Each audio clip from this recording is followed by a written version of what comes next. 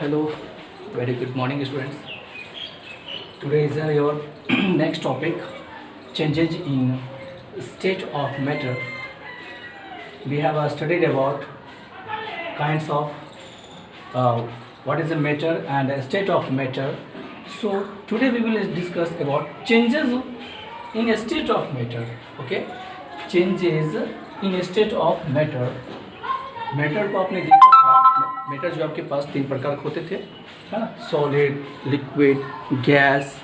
ठीक है, आज हम उसके चेंजेस के बारे में पढ़ेंगे, वो चेंज कैसे होता है।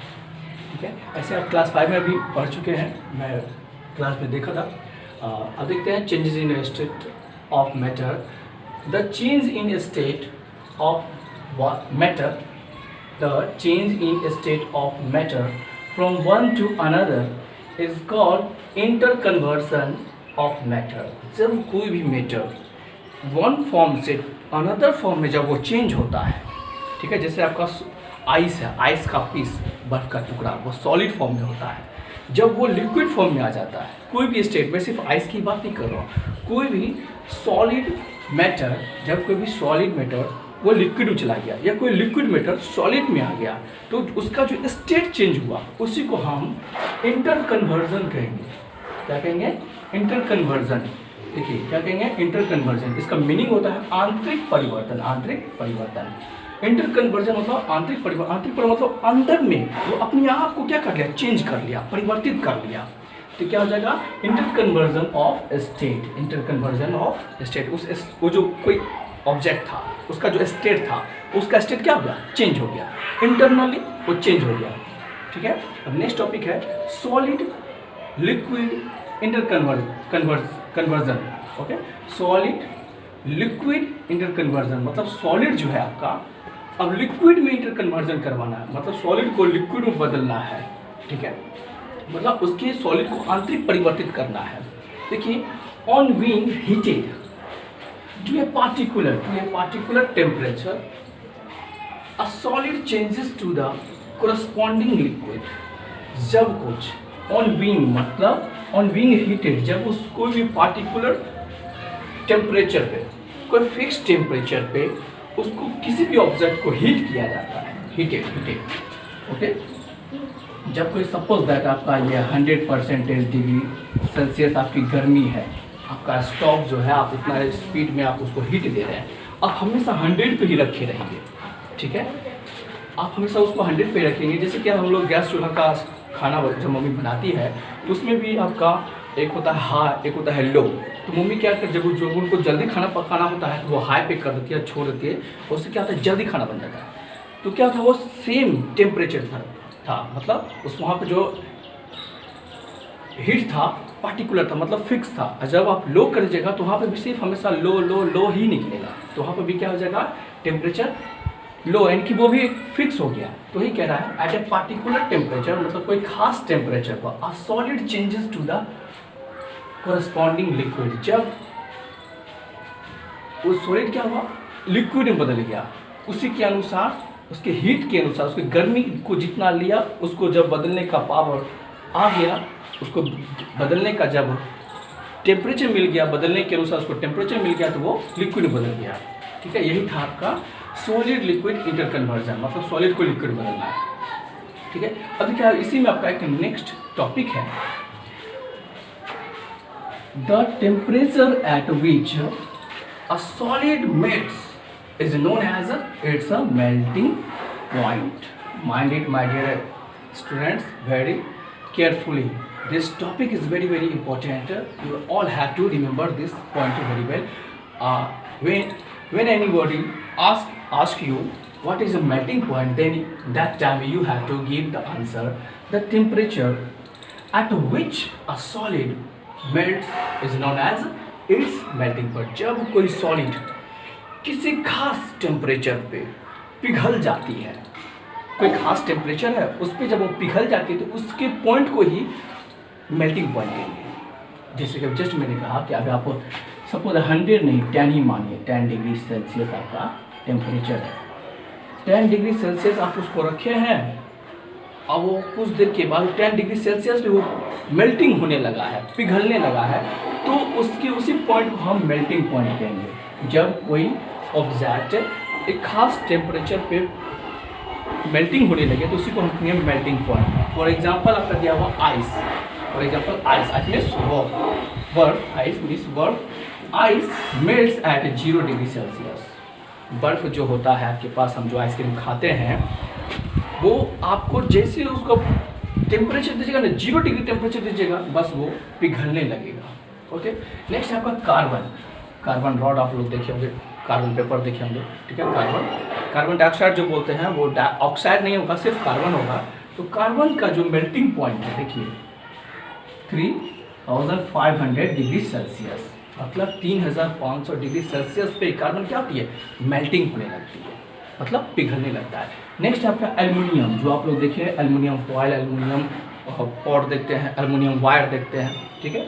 वो जो है ना, वो एल्युमिनियम अचानक वो रॉड या वायर ही नहीं बन जाता, उसको टेम्परेचर में उसको मेल्ट करके उसको वायर बनाया जाता है, उसको पॉट बनाया जाता है, ठीक है। तो कितना टेम्परेचर पर एल्युमिनियम मेल्ट होती है, 660 डिग्री सेल्सियस पे, 600 है ना, 660 डिग्री सेल्सियस पे एल्युमिनियम का मेल्ट होने लगता है। जस्ट अपोजिट हम लोग आप देखे होंगे आयरन, लोहा जिसको बोलते हैं ना, छड़ जो लगी होती है, ये छड़ राउंड कैसे बन जाता है, कोई रॉड का पतला देखे होंगे, कोई मोटा देखे, कोई मोटा, मतलब इस तरह का वो डिफरेंट टाइप के देखे होंगे, ठीक है। तो ये आयरन बनता कैसे है, उसको पहले हीट किया जाता है, उसको भी पिघलाया जाता है। तो पिघलता कब है, देखिए आयरन का मेल्टिंग पॉइंट क्या है, 1540 डिग्री सेल्सियस, ठीक है। इसका एक यूनिट है, इसीलिए सेल्सियस उसको बोलते हैं, इसको डिग्री बोलते हैं। आयरन जो है मेल्टिंग पॉइंट, आयरन जो है मेल्ट होता है 1540 डिग्री सेल्सियस पे पिघलना शुरू हो जाता है, ठीक है। I hope you all get this point. Next point is on being cooled. अब इसको ध्यान से देखिएगा, सुनिएगा। ऑन बीइंग कूल्ड मतलब जब उसको ठंडा किया जाता है, अ लिक्विड, कोई लिक्विड एक तरफ है, ऑन बीइंग कूल्ड जब उसको ठंडा किया जाता है, a liquid change into corresponding solid. जब कोई लिक्विड है, कोई भी लिक्विड है, उसको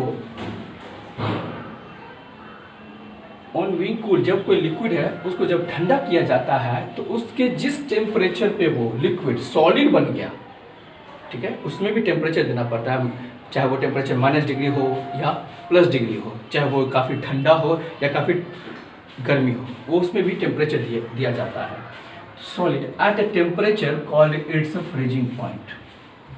जिस पॉइंट पे कोई भी ऑब्जेक्ट लिक्विड ऑब्जेक्ट, जिस पॉइंट पे कोई भी लिक्विड ऑब्जेक्ट फ्रीज होने लगे मतलब जमने लगे, तो उसी को हम बोलेंगे freezing point. Okay my dear, तो आप यहाँ पे फ्रीजिंग पॉइंट देख लिए होंगे, फ्रीजिंग पॉइंट है आपका।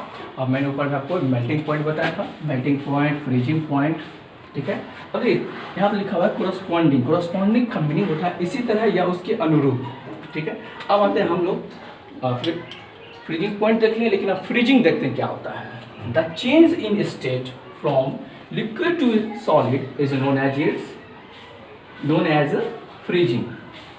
जब कोई लिक्विड मतलब वही पानी हमारा, जब हम पानी को कूल करते हैं तो वो सॉलिड बन जाता है, मतलब आइसक्रीम बन जाता है। The change in state from liquid to solid, liquid से वो सॉलिड बन गया तो उसी को हम बोलेंगे फ्रीजिंग कहेंगे, मतलब जमना। फ्रीजिंग मीन्स जम जाना। अब बर्फ क्या होता है, जमने लगता है। अब देखिए ये जो हमारा वाटर है ना, हमारे घर में यूँ ही हम लोग जो पानी पीते हैं, ड्रिंक करते हैं, ये नॉर्मली टेम्परेचर 30 डिग्री होता है। नॉर्मली पानी का जो टेम्परेचर होता है वो 30 डिग्री होता है, और इसका वाटर जो बॉइलिंग होने लगता है, उबलने लगता है, ये 100 डिग्री सेल्सियस होती है, ठीक है। तो वाटर का बॉइलिंग पॉइंट क्या हो जाएगा, 100 डिग्री सेल्सियस। वाटर का बॉइलिंग पॉइंट क्या हो जाएगा, 100 डिग्री सेल्सियस। अब देखिए मैं इसको यूँ ही समझने के लिए बता रहा था कि आपका जो आइसक्रीम होता है ना, 0 डिग्री से माइनस होता है, 0 डिग्री से माइनस में होता है। आप लोग देखे होंगे 1 2 3 4 5 5 6। अब यहाँ पर आप देखिए minus degree, 1 second my dear, 0 degree, 1 2 3। अब इसके बाद इधर क्या होगा, इस तरफ क्या होगा, -1 होगा, -2 होगा, -3 होगा, ठीक है। यदि इस तरफ 0 डिग्री से हम आगे बढ़ेंगे तो बॉइलिंग होने लगेगा, मतलब हीट अधिक बढ़ेगा। और 0 डिग्री से यदि हम नीचे आएंगे तो क्या होगा, वो ठंडी ज़्यादा मिलेगी, इस तरफ ठंडी ज़्यादा मिलेगी, उस तरफ गर्मी ज़्यादा मिलेगी, ठीक है। तो ये जो आपका आइसक्रीम होता है ना, वो सिर्फ फिक्स 0 डिग्री पे ही नहीं होता है। 0 डिग्री वो फ्रीजिंग शुरू हो जाता है, बर्फ़ बनना शुरू हो जाता है, लेकिन बर्फ़ स्ट्रॉन्ग हो जाता है कुछ और माइनस डिग्री लेकर के। ये हमने यहाँ पे -10 लिखा, फिक्स -10 ही नहीं होता है, कुछ और भी डिग्री पे होता है। अब आते हैं the freezing point of a liquid. ये तो आप ऊपर समझ गए होंगे। The freezing point of a liquid is the same. Liquid का जो फ्रीजिंग पॉइंट होता है वो सेम होता है melting point of the corresponding solid. मतलब लिक्विड जिस पॉइंट पे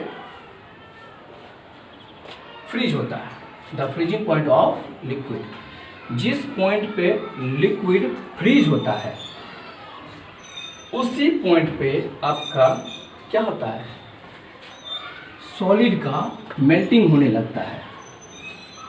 नहीं समझे, फिर से ध्यान दीजिए। तो अब यहाँ देखिए फिर से, 10 वाटर फ्रीजेज एट 0 डिग्री।